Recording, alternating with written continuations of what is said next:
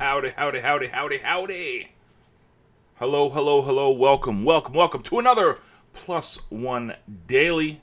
My name is John. I am honored, grateful, thankful that you guys have decided to spend a few minutes with me on this glorious, I think it is Tuesday, the 23rd. The 23rd of August, man. August is almost up. Summer is almost done. That means the rush is coming. It's funny because I know of at least 3 new launches in the next 2 weeks.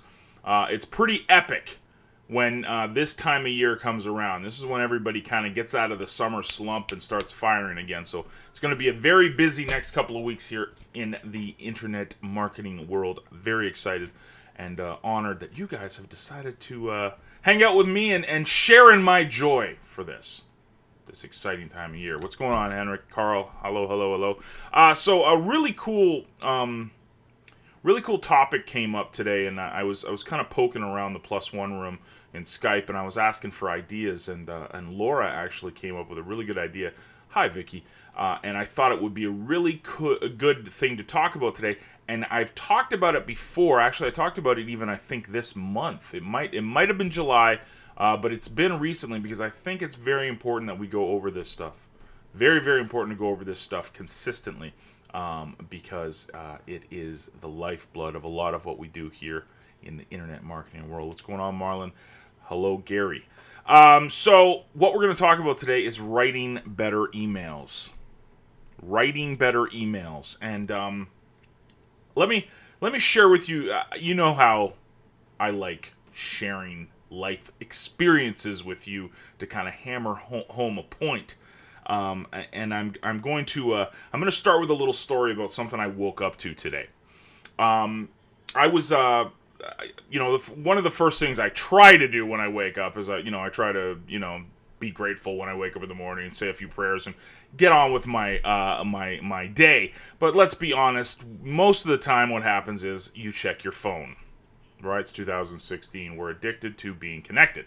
So I check my phone. And there's a conversation going on in a little group text message group that I'm in with a couple of my friends. And one of my friends asked a question to this other friend. The other friend then went to reply, and I kid you not. Let me see if I can even show you guys this to show you what I'm talking about. This is the text message that I got. I don't know if you guys can see this, but if you start scrolling, that is one text message. You see that? I'm still scrolling. I'm still scrolling. I hope you guys see this. I'm still scrolling. And I think I'm finally coming to the end right about now. I don't know if you guys saw that clearly enough on the video, but it's pretty... It's a book. That's exactly it.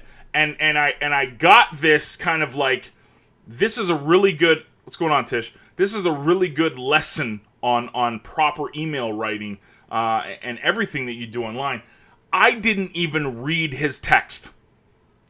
That's what happens when a few things, especially, and this you might go, oh, it's a text message, whatever. But the same principles exist in your marketing with your emails. You need to be simple. It needs to be concise. It needs to be to the point. It needs to have some actionable steps. It needs to be broken up into certain parts. You need to use bullet points, highlights, italics. Stop trying to write War and Peace on blog posts and on emails. No one's going to read it. And if they do read it, their attention span is so gone by the time they're at the 3rd or 4th paragraph. This thing, it doesn't even have paragraphs. That's, at least break your block of text up, but no one's going to read that. And this is a big problem that we see in email writing, is that people try to get all of their points into an email. I don't know if any of you guys have seen the way I write emails, but I usually follow this kind of formula. Headline, couple of key points at the start, then I do some bullet points for features in the middle of the email, and then I close it off with a PS or a strong close. It's simple, it's broken up, it's to the point, it's not War and Peace. People skim. The majority of the people that are reading your emails, reading your blog posts, or reading anything that you're putting out there, they're skimming through things. They're not spending an hour reading War and Peace. It's not going to happen. So this is the first trick that you can use to write better emails. Don't be like my friend. Break up. Keep it simple. Break up your text into paragraphs. Have some bullet points in it. Use italics. Use some bold words. Very, very important. Stop trying to write War and Peace because no one's going to have the patience to read through all of that.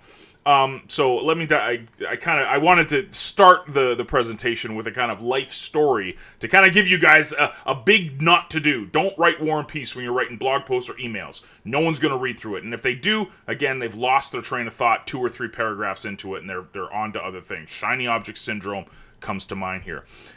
One of the other big things that people do when it comes to writing emails is that they don't write emails. They don't write them consistently. And this is a big thing. We talked about this yesterday about consistency and how it's very, very important to be consistent when you're writing your blog and, do it at least once a week. Same thing with emails. When we're sending out emails, if we send one email out a month or one email out every 2 or 3 months, guess what's going to happen? A whole bunch of people are going to unsubscribe. Now, if you start a newsletter and you tell people, hey, we're going to send you one email a month, that's what they expect. You need to send that original indoctrination email to let people know what to expect when they're signing up to your list. But I would recommend, because out of sight, out of mind, at least once a week, you're sending emails to your entire list or your segmented list just to remind them that you're there. That's important. I'm not even talking about promoting anything. I'm just talking about being in front of people.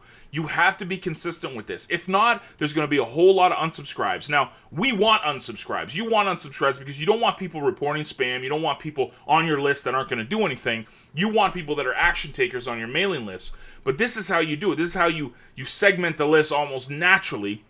By sending consistent emails, you'll get the action takers and you'll get the people that are just, want to unsubscribe. So a big trick to writing better emails is to stay consistent. Very, very important.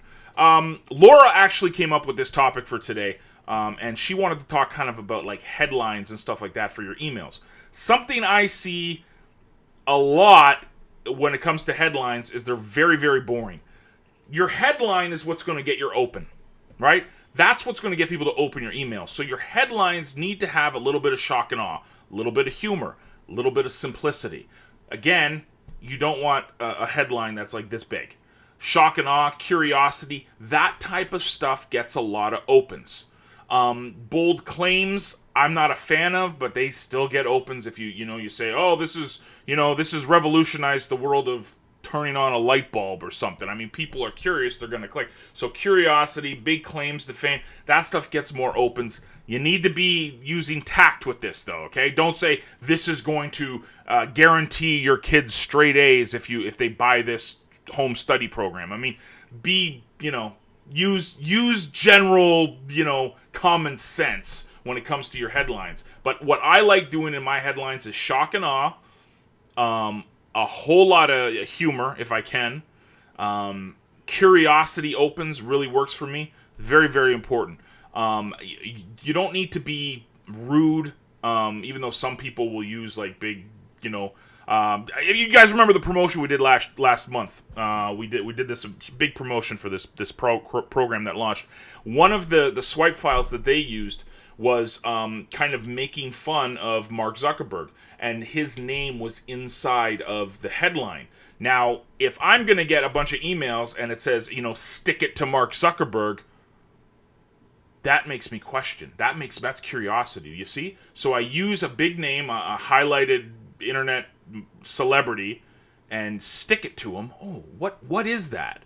Now, the body of the email actually had closes and really good points and got a lot of opens and a lot of sales, but the headline created curiosity. I had to know why, first of all, how can I stick it to Mark Zuckerberg, and why would I want to in the first place? So if you use curiosity in your emails, using things like that, like names of people and funny things like that definitely gets a lot more opens as well. Something else that I really see a lot of people do, specifically in this industry, is they send emails out with absolutely no value at all to their readers. The promo emails that we're doing a promo with XYZ Traffic Exchange or SafeList, and if you click 50, you get 10 cents. Absolutely useless information. That just gets people to unsubscribe. If you are going to do something like that, I would recommend setting up once a week listing, get people to go to your blog so that they can see that your schedule of promos, sending an email every single day that they're having a promo at a site and you're going to win 5 cents if you do that. It's a waste. It's not going to good use. Use the first of the week to say, hey, here's our blog for the week of our promos. Get people to go to the blog. Get people to engage you on the blog. Email should be sent for a couple things. Big announcements. That doesn't mean what promo you're doing. Big announcements, affiliate marketing, staying in touch with your members. Not telling them every single thing that you're doing every single day. People, again, attention span of goldfish. They will either unsubscribe, they'll put it in a filter, and you'll never get an open. No one wants to read what you're doing a promo with XYZ Traffic Exchange or whatever to get 5 cents. No one wants to read that. Respect people's inboxes. That's a huge thing. Respect people's inboxes. That's another thing that I see a lot of owners doing, which is kind of Listen, email marketing to me is one of the unsung heroes of this industry. I mean, 10 years ago, you would have said email marketing, people would be salivating, and, we love email marketing. 2016, the highest ROI is still in email marketing, but people have, they go onto Facebook, they go onto Twitter, they go onto Snapchat. There's so many different ways for people to connect with people. Email marketing, I think has taken a backseat to a lot of this stuff. So you have a huge opportunity to create amazing campaigns, being consistent, keeping things simple, using some creativity, some curiosity, a little bit of humor in your headlines and stuff to get more opens, because that's what we're going for. We're getting people to go to open the emails and then let the marketing take care of itself and getting people to click through. Write like you talk. That's another big thing. Don't sound robotic in your emails. Same with a blog post, same with anything you're sending to people that get them. Don't sound robotic. Don't sound corporate. Write like you talk. Huge nugget. I know some of the English teacher millionaires out there will throw me under the bus for this, but it's okay to use a bunch of dots at the end of stuff. I even put a bunch of dots at the end of write better emails. See all the dots? I do that a lot. I put exclamation points where they're not supposed to be. I put bullet points when the words should be capitalized and they're not. I'm going to write like I talk. I'm not looking to write a Pulitzer. I'm looking to connect with people. And people connect with other people, right? People don't connect with corporate entities and business talk. They don't connect with that. They connect with people. So I'm not saying don't proofread your emails or proofread your blog posts or anything like that. I'm just saying write like you talk. Write like you're talking to one person. You hear that a lot. Write like you're talking to one person. Don't think of it as you're writing to 10,000 people. Write as if you're talking to one person. So I hope a few of those points really help you out. Again, I truly believe in email marketing. It's why we created Rocket Responder. It's why we created List Viral. We are huge fans of email marketing. And if you are not building your list now and connecting with your list each and every day tactfully, you're missing the boat. You're missing out huge opportunity here. And I'm going to leave you guys with this quote because I think this is a huge nugget. It takes time to create excellence. If it could be done quickly, more people would do it. And that is John Wooden, if anybody knows who Coach John Wooden is. It takes time to create excellence. If it could be done quickly, more people would do it. By John Wooden. So most people won't start building their lists. Most people won't do these things. Most people won't be list building and connecting with their readers. Most people will write War and Peace instead of keeping things simple. Most people won't use shock and awe and a little bit of humor in their headlines. Most people won't write like they're talking. They're going to sound corporate and robotic. Don't be like most people. Thank you guys for coming and rocking with me. I will see you guys tomorrow. Hope you had a fantastic day. Be good to each other, And if you need anything, drop me a line. You know where I'm at. I'm always around. Toodles. May the force be with you. Bye-bye. I'm going to start drinking my coffee so I know when to shut it off. As soon as I see it, I will press stop streaming.